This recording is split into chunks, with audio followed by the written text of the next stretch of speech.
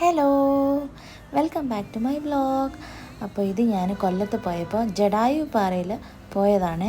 അവിടെ കുറേ നേരം ക്യൂ ഒക്കെ നിന്ന് നമ്മൾ പോയതാണ്. ദിവാലിയുടെ സമയത്തായിരുന്നു. അപ്പോൾ നല്ല റഷ് ഉണ്ടായിരുന്നു. നോർത്ത് ഇന്ത്യൻസ് എല്ലാം വന്നിട്ടുണ്ടായിരുന്നു. അങ്ങനെ ഫുൾ ഇതായിരുന്നു. പക്ഷെ നമുക്കിവിടെ പരിചയം ഉണ്ടായിരുന്നു ഒരാൾ വഴി. നമ്മളങ്ങനെ കയറി പോയി. അധികം നിൽക്കേണ്ട ഒരവസ്ഥ വന്നില്ല. പക്ഷെ അൺഫോർച്ചുനേറ്റ്ലി എന്താ സംഭവിച്ചതെന്ന് വെച്ചാൽ അവിടെ ചെന്ന് കഴിഞ്ഞപ്പോൾ മഴ പെയ്തു.